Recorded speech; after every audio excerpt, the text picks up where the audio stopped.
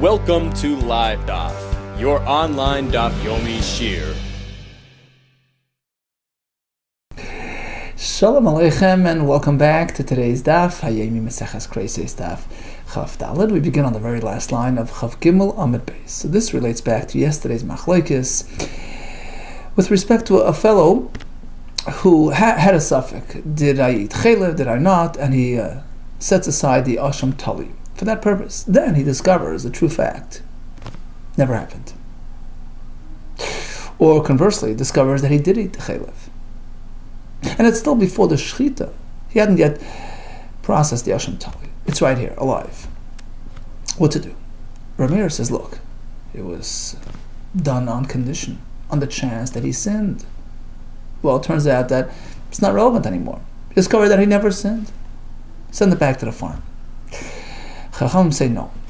When a person embarks on the asham tali track, he's doing it with all seriousness. He programs his mindset as though he really sinned. And he expresses that regret and that teshuvah. And hence, when he designates the korban, it's not, well, on the chance. And, with reservation and strings attached. No. He wants a true full kapara just in case. So he imagines like he sins and he designates the korban accordingly. Fully committed to the cause, regardless of the outcome. So even though it was discovered to be unnecessary, Rabbanan hold it has kedusha, it has to be transferred to an adava, to an oila, etc. Now here come two exceptions to the rule. On the bottom line, Amar of Sheshes, you should know, Moeder Rameir, L'chacham. Even though Rameir says, send it back to the farm, he would agree to the Chachamim in the following case that it is committed to the cause regardless. Return to the next topic. Suppose instead of being mafresh just one, he did a double, just in case, a backup as well. That shows that he's really into it. He's really conscientious about the possibility that he's sinned. In which case, in this case, even Rameir would agree they're both committed to the cause, no taking it back. In the schaper bechad nehem, so suppose he used one, now we have one left, you don't take it back to the farm, you let it run around till it gets a mum, and then you convert it to the nadava, to the oil of you sell it. It's sold and the money is transferred to the nadava. And Tosfos points out that the same exact would apply if none were used. It turns out that it wasn't needed. So, the same point. You don't just send it back to the farm, you process it as a korban. My time, why would this case be different? Why would Rameir agree in this case that he's committed entirely? Adkan like Polig Rameir Alain the Rabbanon. Because Rameir only disagrees with the Rabbanon in a standard, conventional case, where you have no indication that he's going all out. He hasn't expressed himself, that he's overly concerned and he's willing to commit regardless. So in that case, it turns out to be unneeded. He takes it back, but in this case, he went all out. He's taking this matter really seriously, as though he really sinned. Look, he should have been mafresh just one. Why two? Why go the extra mile? My time mafresh three. Why was he mafresh two? Because he's thinking, look, just in case. That sounds like he's taking the definite route, as though he really sinned. This how he figures the mirkas chad, if one gets lost, I'll use the other one as a kapara. And since he's indicating that he's overly concerned, due to that mindset, we assume it was a full, unconditional hektish. Now the other way. We have an exception for the Chacham as well. Moedim Chacham Rameir. Chacham would agree to Rameir. Then in the following case, it's conditional. In the following case, if it was discovered to be unneeded, you take it back home. When is that? B'asham Tolish who's Ma'edav. He didn't come to it on his own. He was informed by Edom. Look, you may have eaten chaylev. And he suspects that they're just fabricating, because he doesn't recall them standing next to him that morning that they're alleging And it turns out that he was really right. His hunch was correct. They became huzam, which means that another pair of Edom undid their account, contradicted them by saying, look, you alleged to have been in that location at that time. You were with us at the other place. They are now classified as Edom Zoyimim, plotters, fabricators, and their testimony is totally discredited. In fact, they become puzzle for Edus, ever. In this case, where it was revealed that the whole thing was really a fabrication, and he himself had the feeling of such, so he never really committed. Sure, he was forced. It was imposed on him. He has no choice. Look, Edom told him he has to follow, but if it turns out to be untrue, the whole thing is null and void retroactively. And therefore you take it back to the farm. Even the Chachamim agree. The Yetze, Yirabeit. In my time, why is this different? Ayat Kamlei, Pligi Rabban Alei. The Rameir. When the Rabban disagree with Rameir, meaning when the Rabban maintain that he's fully committed to the cause regardless, that's only in a standard case when he himself is initiating. He feels bad, he feels guilty, just in case, let's go all the way. It's a self-induced initiation. We say, he's concerned. He goes all the way. But here, it was done through the testimony of the Edom, who turned out to be fabricators. Truthfully, he was never really fully comfortable. He was never really reliant on those Edom. This summer, he's thinking in the back of his mind, perhaps others will come and undo that testimony. And in fact, we'll see in a minute, he himself will make the effort to locate some Edom that can discredit him. So here he's not really committed to the cause, and as long as he's forced to bring it, fine, but once it's discovered to be untrue, it's null and void retroactively. Mosiv Rabbah. Ask Rabbah. I have a kasha. You say, when it was undone because of Edom Zoyimim, all agree it's null and void retroactively. Let's move on to the next case in the Mishnah. The Mishnah says, although the Chacham hold by the Asham Tali, which was discovered to be unneeded, it's still committed to the cause as Kedusha in a standard case, but not so by the Shahar Niskel, where it was alleged that this bull attacked somebody, killed somebody, it's meant to be stoned by the Bezdin. Turns out to be untrue. Imachaloi Niskel, if it was before the Skila happened, no problem, take it back home. There's no Isra Hanoah, which typically gets applied to this type of shor in this type of case. Send it back to the herd. What exactly happened? What was the turnaround? What was the back and forth? Initially, two Edom came. They alleged Harag. This bull killed somebody. Harag. And now two more Edom come and say, well, it never happened. That's not Edom Zoyimim. Edom Zoyimim means that they testify in terms of the time and the place, that you were in a different place at that time. Here, they're just arguing the facts. That's called Edom Mukhashim, contradictory Edom. In this case, we don't necessarily discredit the first Edom. We're sort of in limbo. Okay, so then if we're stuck, how do you know which Edom to trust? My chaz is, who's to say that we prefer the Tzayis Levasrei, we listen and we accept the information of the second pair, that the bull is innocent, Tzayis will come and listen to the first ones. Meaning we're not sure. So we have to be machmir and assume that the shor did actually commit that offense. In which case the animals are asur b'hanoah. Tesis learns that actually the Gemara is conscious from the next part of that story where it was after Skila already, after they killed him. In which case he's certainly asur b'hanoah. Because beforehand, before Skila, Rabbi Tam says no Isra Hanoah. So the Mishnah still says, even after Skila, if it turned out to be untrue, take him back home, no problem. What do you mean? There's a suffix Isra Hanoah. You have to be machmir. Tzayis will come away. You have to go along with the first Edus, meaning we have to suspect that perhaps their information is correct and he's really guilty. So why do we just undo his status? Why do we just assume that he's innocent? Allah beidi azama. Apparently, there was hazama here.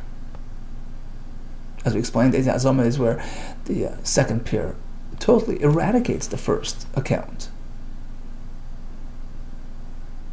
You were in our company at a different location at that very time that you're alleging to have been at the other location where the alleged incident took place. In which case now they totally discredit the first Aiden. Torah gives the mazimim the upper hand to discredit the first Aiden. Okay, so now it's understood why we just canceled the whole verdict, the whole Isser of the Shar Niskel never happened. Fine. So once we established that the Mishnah in fact is speaking about Eidim Zoymimin, correspondingly, in the previous case of the Asham Tali, which was discovered to be unneeded, presumably it entails the same type of case that the Eidim Zoymimin. Assumingly, the case of the Asham Tali, which was discovered to be unneeded, is due to the fact that there were Eidim Hazama. So initially, the Eidim claimed that he ate some problematic thing. Turns out that they were just fabricators. And what does Mishnah say? What do we do with this Asham Tali before Shchita? Uplegi, there's a machlokes. Rabbanon say he has Kedusha regardless. That's totally contradictory to what Rav told us. That in this case where it was discovered to be Eidim Zoymimin, even Chacham would agree. It was just sort of a pending Kedusha, which is now cancelled. Amalei Abai responds, who says the Mishnah is talking about Eidim Zoymimin? Even in the case of a Shar Niskel, perhaps in the case of Shar Niskel, we're not talking about Eidim Zoymimin. Rather, you know how they discovered that he didn't kill? Because the supposed victim walks into Bezdin alive and well. The victim walked in. Beraglov, with his own 2 feet. Okay, now let's go back to Asham Tali. It's a similar situation. Would the Gava say, likewise, Asham Tali? Who know Eidim involved? No, the person himself. It was a self-initiated concern. Perhaps I ate the chaylev. Okay, so what happened later? It was discovered to be untrue because they identified the, there was a question of which piece he ate, and then they discovered the second piece to be chaylev, confirming that he did not eat chaylev. So in this case, Chacham say, look. The fact is, initially he was concerned. Liboy noikfoy. He fully committed, he fully designated the Asham Tali regardless. But certainly if there were Eidim who imposed it upon him, which turned out to be fabricators, no. In this case, Rabbanan would certainly agree that since it was imposed on him, sort of unwillingly, sure, he reluctantly went along with it. He had to set it. He was chayv on Asham Tali, but he was still hoping deep down that it's going to turn out to be unnecessary. In which case, the whole thing was really a conditional hagdash. Even the Chacham would agree in this case to Rameir to take it home. So this question is really subject to a machlokes. Again, we're talking about a case where the chiyuv was activated by Eidim, who were discovered to be fabricators. Shall we treat this like a regular, Asham Tali situation where Chacham say, Liboy noikvai, he's fully committed regardless, even if it was discovered later to be unnecessary, it has Kedusha, or shall we say, no, this is different? It was imposed from the outside, he never really went along with it properly, it was a conditional hegdesh, and now it's null and void. So this is subject to machlokes, tanoim, actually, beplukta. Asham Tali, Rashi says, actually it's machlokes, Rabbi Yechon, Rish Lakish. Beplukta. Asham Tali shuz me'edav. Exactly our case. The Eidim which imposed the Asham Tali obligation turned out to be fabricators. Rabbi Lazar, or according to Rashi, Rish Lakish Aimer, not to worry. It's null and void. And we have a precedent. It's like the mincha of the soita, which if it turns out to be a fabrication, take it back home with the sanyo. The edim, which alleged on the woman that she strayed and obligated her to begin mincha, turns out to be zaymimin mincha, so take the mincha back home. So according to Rish Lakish, we compare the Asham Tali, which was triggered by edim zaymimin, to the case of the mincha soita. In both cases, all agree it belongs back home. Rabbi Yechim Amar no. This is different. True, by the mincha soita you take it back home, but here by the Asham Tali, once you were mafresh it, you're committed to the cause regardless. Rabbi Yechim Amar, Yirachi Yistoy, Yimachiv Daba, like any other Asham Tali. Ask the Gemara why? Why? Rabbi Yechanan. Look, we all agree there's a precedent to this idea of canceling. So why don't we apply the same here? Compare the Asham Tali, which was imposed by the Edom, turned out to be fabricators. Compare it to the Minchas Knois, where we say, take it home. Like dummy. You can't compare the two. Why? Minchas Knois, Leil Kapor Kasya. The purpose of Minchas Knois is not to atone, El Levar Avain, to determine whether she sinned or not. It turned out to be unnecessary. Take it home. But here we're talking about Asham Tali, which is a karpan meant for atonement. The fact is, at the time, you were obligated by way of the Edom, right? So you were obligated to be an Asham Tali, a regular Asham Tali. And by an Asham Tali we know, you bring it with all seriousness. No questions asked, no strings attached. Look, if you're going to bring it all the way. Maybe he didn't sin in this Gilgal, maybe a different Gilgal. Hashem says, Edom tell you got to do it. And therefore, because he has that concern, it's a full Hagdish regardless. Okay, so in conclusion, Asham Tali, which turned out to be unneeded. What to do? Rameir says, it's chulin. Rabbanon say you have to transfer it to convert it to a oila, keitam izbech, and a dava. It has kedusha. Liboy noikvay gomer mankish. We have one exception, where Rabbi would agree that it's fully committed. That's when he went the extra mile. It was mafresh 2, which indicates his absolute commitment and seriousness to the cause. What if the whole thing was imposed by Edom, which turned out to be Edom Zaymimin? We have a machlekes. Going to Rav, and likewise according to Rish Lakish. Even the Rabbanan agree, the whole thing wasn't really, his heart wasn't in it. He was doing it because he was being forced. It turns out to be unneeded, take it home. Going to a Rabbah, going to Rabbi Yechanan. The fact is, he was obligated to bring an Asham Tali because at the time being, he had a status of Suffolk because of the Edom. So it's no different than any other Asham Tali. He's fully committed and it has Kedusha regardless. Continues the Gemara. Omar Rabbi Kruspetoi. He quotes Omar Rabbi Yechon. Shar Niskel Shuzmu Edom. A similar case, but by the Shar Niskel. The Edom which alleged that the Shar should be condemned because of a sin that he committed turned out to be Edom Zaymimin. And Rashi explains, it was after the Gemar Din. La'achar shenigmar din elisakol. Bezdin was involved and they condemned him. So now,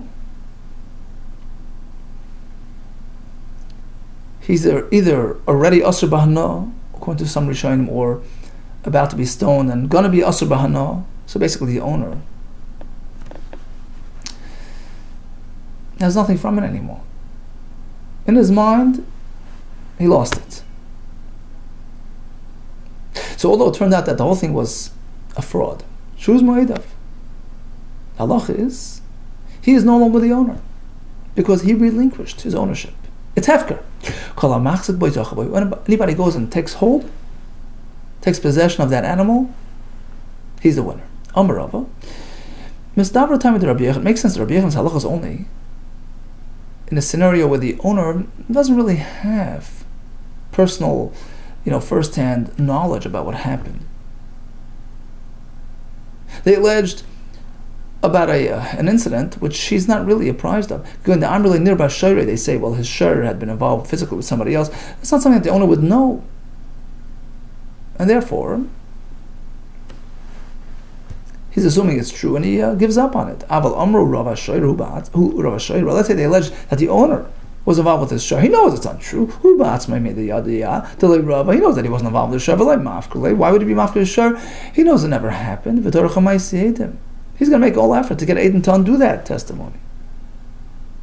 So he never relinquished ownership. Why is it different than the other halacha?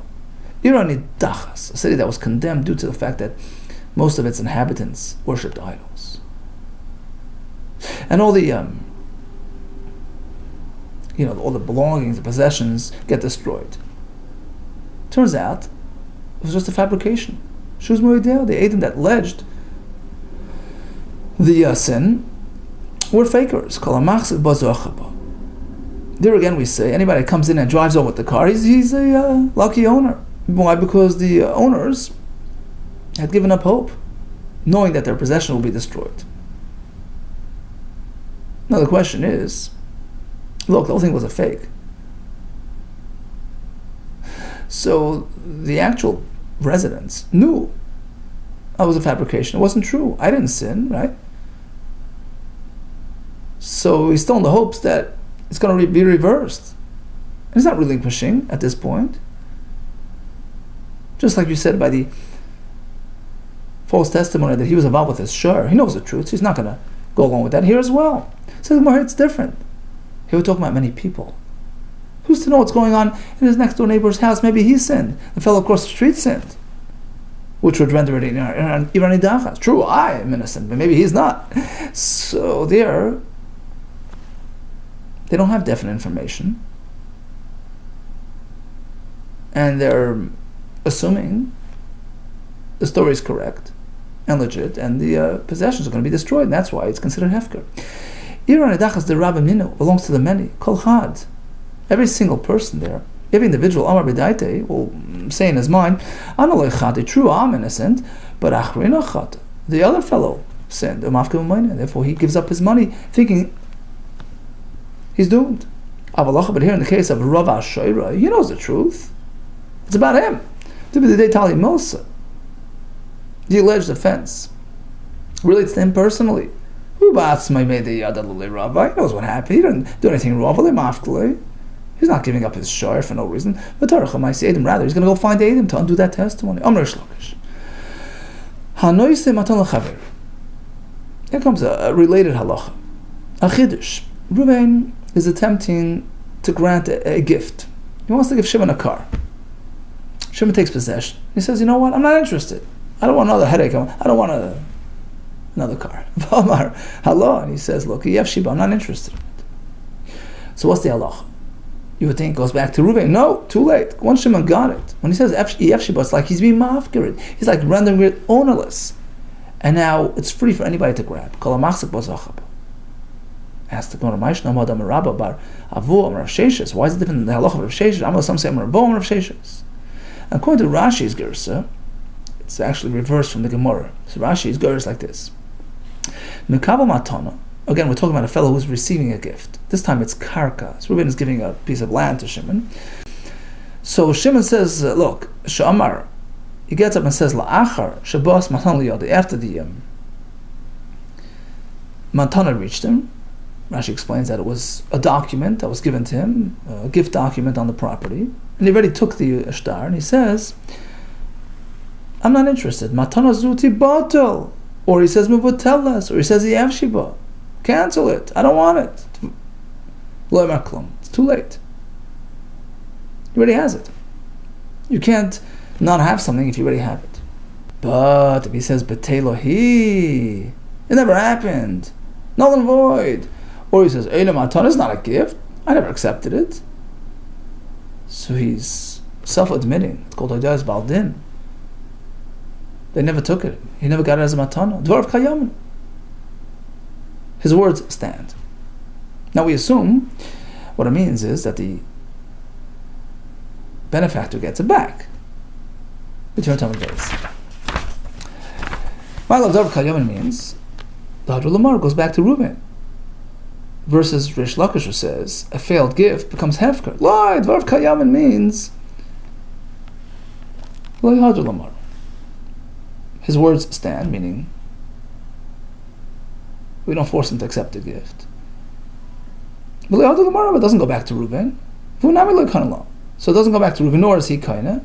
Rather, it becomes ownerless. Anybody that takes possession, becomes the new owner. Basically, becomes another kasha. Rashi explains. Here we're talking about partners. So Reuben and Shimon are already partners, existing partners on a field. Shimon turns to Reuben and he says, I have nothing to do with this field. Leave me out of it. I pull back from it. I'm giving it up. Loi omar klum. It had no legal effect. Rashi says, he doesn't lose his portion of the field. Ask the Gemara. But this expression, is very similar, like ki efshi dami. It's like saying efshiba, right? Uktani. And what does the Brisa say in this case? Lo yomar klum. It has no effect. Why? Look, he's already in the field. It's not like he's getting it. He's already there. So when he says the efshiba,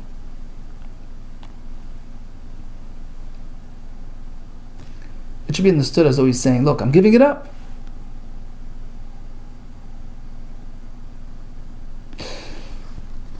Just like, according to Rish Lakish, when the fellow received the matan, he said the efshiba, becomes hefka because he's giving it up. Here too, it should be an expression of relinquishment of ownership. Says the Gemara, actually, we misunderstood what happened. He said all these things together. Shani Hassan, there is different the Amar, or the Amrinan. Rashi explains what the Gemara means to say is that he said everything. He said, Dino Dvar mainly al Sadazu, mainly Ezekbav. He said everything. One big chant. Well, what do you mean to say? He didn't mean to say I'm giving up rights. Just the opposite. I'm not going to get involved in any legal entanglements on this karka. No arguments. Rashi explains like this. When he said, Dinu Dvarim Ainli al Sadazu, he meant to say, I'm not going to have any discussions, any arguments about this field with anybody, because it's mine. Ainli Esekba. He didn't mean to say I have nothing to do with the field. No, I'm not going to have any Esek. I'm not going to have any legal wranglings with anybody. No discussions. It's not my ownership is not up for discussion. V'yodim Selekes Himena means not from the field, from Dinu Dvarim. I'm the owner. And so just the opposite. When he said I'm removing myself, I'm distancing myself, he didn't mean from the field. Midinu Dvarim. From arguments, from discussions about ownership. From the actual field, of course not. You haven't meant to leave the field. Maybe comes another kasha from Rish Lakish who says that when you give somebody a car, he takes it and then says, I'm not interested. He doesn't go back to Ruvain. Too late, it's yours. You're giving it up, it's hefker. Maybe becomes a kasha. Reuben on his deathbed wrote away all his assets, including some slaves. There's somebody else, to Shimon. There were slaves amongst his assets. Now a slave of a kohen can eat truma, right? As long as he's owned by the kohen. So he gave it all away to this fellow who's not interested. V'amar halah. And Shimon says, I'm not interested.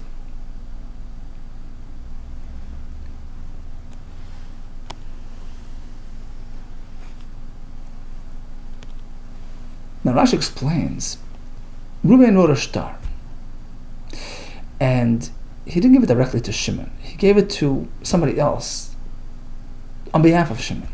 And how did Shimon respond? Initially he was silent, which almost sounds like he was okay receiving the gift with the avadim, And then Basayf Tzavach started screaming, no, I'm not interested. I don't need this, responsibility to take care of the Ava. Two ways to look at it. Chacham say, look, the initial silence is tantamount to acceptance.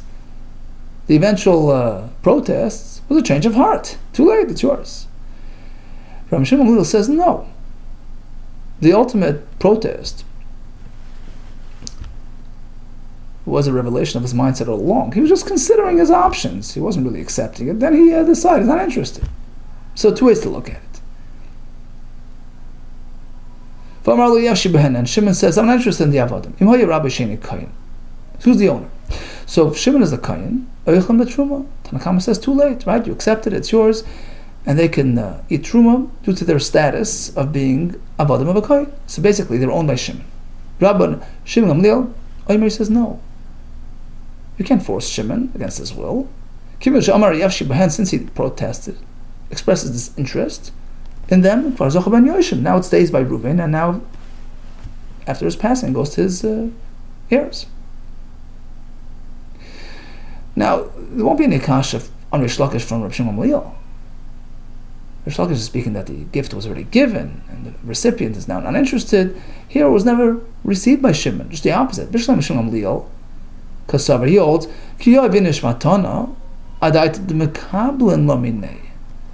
when somebody gives a gift, it's with the mindset that the recipient will accept it. Meaning, I'm only giving it if he wants it. If they're not going to accept it from him, Hadr Lamar goes back to the benefactors. That's a pretty simple halacha. There's no kasha from there. It never left his possession. El Tanakama, according to Tanakama, who holds that it does get forwarded to Shimon. He becomes the new owner because of his initial indication of acceptance. So now when he gets up and says, I'm not interested, basically what he's saying is, I'm giving it up. Okay, if you're giving it up, what happens to the Avadim? They become hefker, according to Rish Lakish's understanding. If they become hefker, how could they eat truma due to Shimon, the Kayin? Shimon is not the owner anymore. El Tanakama, according to the Tanakama, ki amar ef shebahen. If we say that generally, when you say ef shebahen, not interested, what you're meaning to say is, I'm giving it up as hefker. In fact, anybody can come and grab them. So in this case, where Shimon says ef shebahen, he says that exact language. They become zarim, which means to say they're not owned by a kohen, because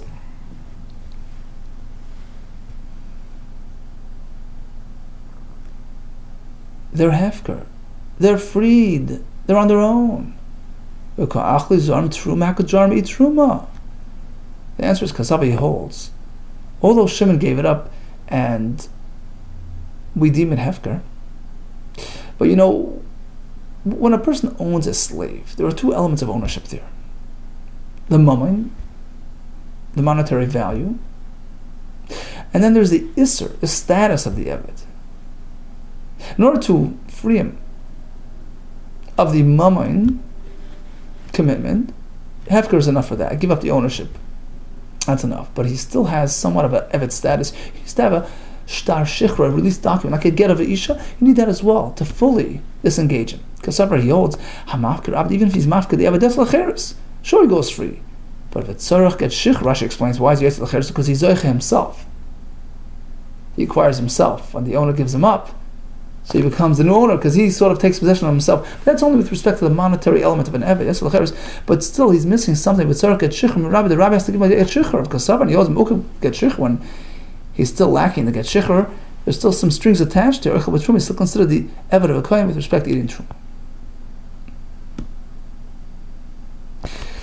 Okay, interesting. So we had several cases where something turns into a hefker, just like that. The case where it was a shar niskal, which the owner had no clue about. They told him that he was involved in something which the owner is not apprised of. In this case, he's just resigns to the facts, and the shar becomes hefker, even though it turned out to be untrue. Same with Diran Edachas, and likewise, according to Rish Lakish, by a noisa matana, where the matana was received and then rejected. Rav Lezer Yikrav. So back to the Mishnah. He had an Asham Tali standing, turned out to be unneeded. Rabbi Meir says send it home. Rabbanan say it's committed somewhat to the cause. Rabbi Elazar says proceed as planned. Asham Tali. Because look, if you don't have this, then you have something else.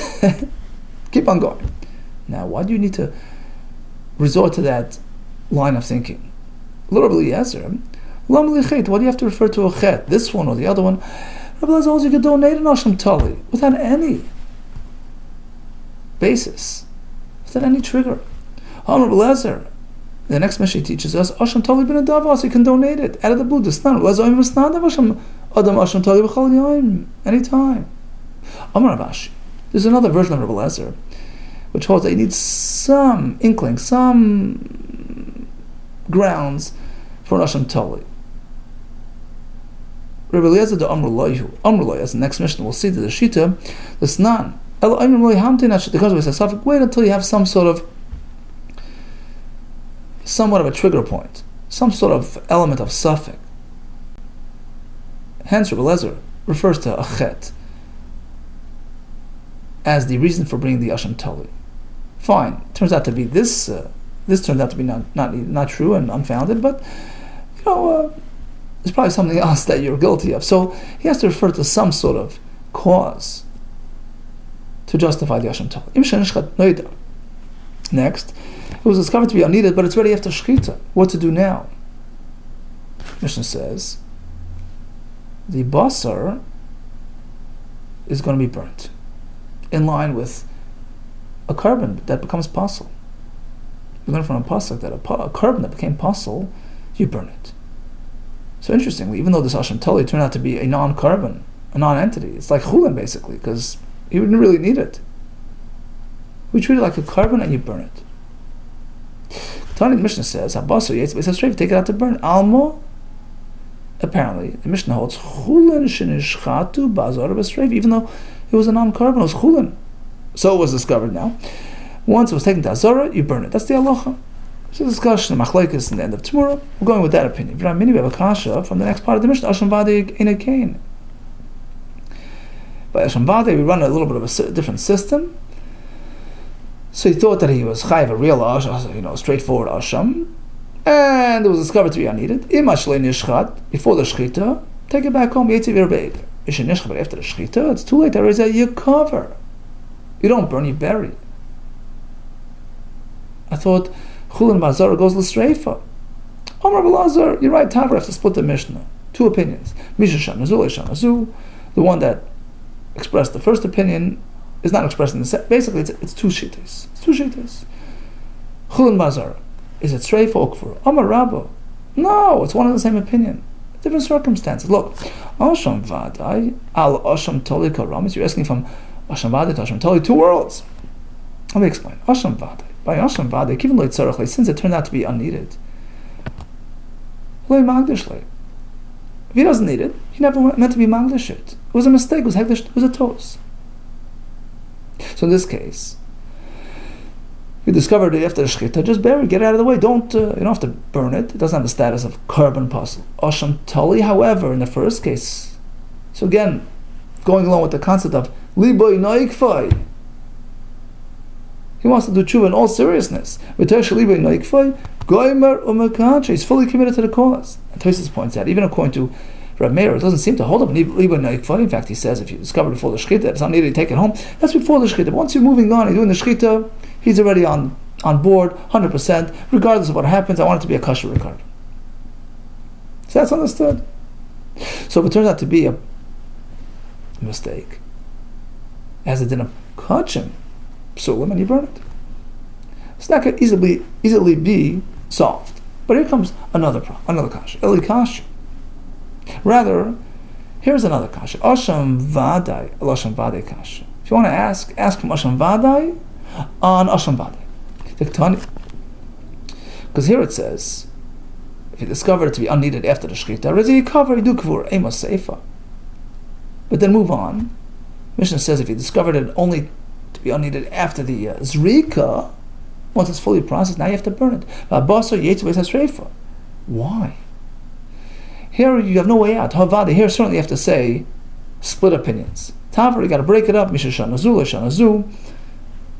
It's expressing two opinions. what to do with chulin ba'azara. Rav Ashi Amar, no, once again, I can explain to you very well. Standard chulin ba'azara is kvura. So why is it sreifa? Look, he went so far into the process. He did the zrika mishum de mischazi because it appears like a carbon that went awry. Somebody watching from the outside sees a carbon shchita zrika, and then 1 second something went wrong. You're burying it. Looks like it was a proper carbon. He's not realizing that the whole thing was really, and that's why we have to treat it accordingly.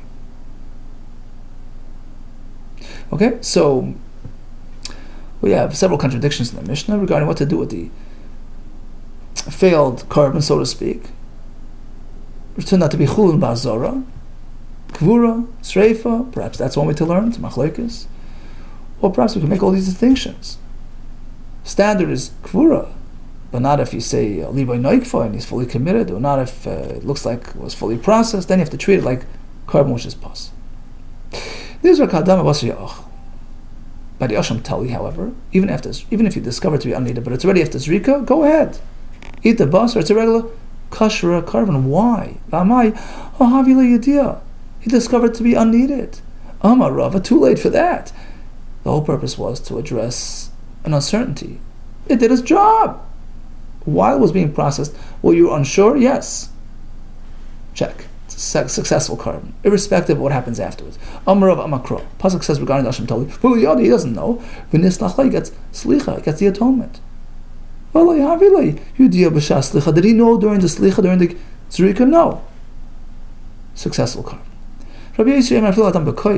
Even a step before the zrika, the blood is contained in the container about to be nizrak. It's as though it's already sprinkled. Rabbi Yossi, Amay Yizork. How could you proceed with the zrika? If he discovered before the slicha, so it means as he's doing the zrika, he knows he doesn't need it. Amar Rava. Rabbi Yossi said, look, Rabbi Shimon. Rabbi Shimon the Amor says, something which is slated for zrika. It's already en route. It's already in the container. About the process of zrika has already begun. Because zarek done, we treat it as though zrika has already been done. At that point, it's done. So, if at the initiation of the zrika process he had no idea, he's good to go, even though he discovered it a minute later. Rab Shimon only says it by material which is meant for zrika. So if it's slated, it's already in the process. But here it wasn't meant for zrika. It turned out to be unneeded. Amri, they explained in Eretz Yisrael, Marava, Kosav Rabbi Yossi.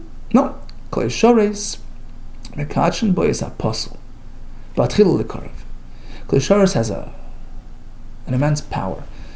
Even if something is puzzle, but if it's in the Klei Shores, it's Mekachin Apostle, sanctifies the puzzle material, Batchil Lekarev, to enable it for Akrava, despite the fact that it is puzzle. And since the dam is already in the Klei Shores, even though it's now been discovered as unsuitable, doesn't matter. The process of hakrava, of zrika has already begun, and you just proceed as usual, and it's a kosher recovery.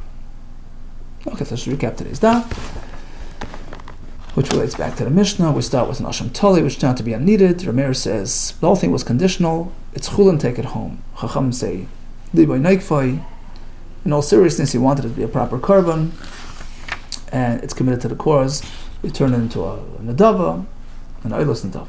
According to Belezer, just proceed as nashim tali, because there's always something that you could atone for. Now, this is something else. We have some exceptions to the rule. Let's say we see that he's actually meticulous. He's mafresh a double asham tali just in case. All agree. Rami agrees. He's committed to the cause regardless. And we have a case where it turned out to be a whole fabrication through the Edom. Some say even Rabban in this case would agree. Turned out to be false. You take it back home. We have cases where things turn into hefker, despite being discovered as untrue because the owner had relinquished and resigned to the fate. We have the Shara Niskel, we have the Yoni Dachas, we have the Makabal Matana. And we discussed what to do with the basa, which turned out to be puzzle. And we explained Rabbi Yossi's opinion that just as when discovered after Zrika, it doesn't affect the status of Asham Tali, which atoned for the suffix status at the time. Likewise, if it's en route to the Zrika, it's already in the case. We treat it just as the same. Okay, all the best to you, and Atzlacha.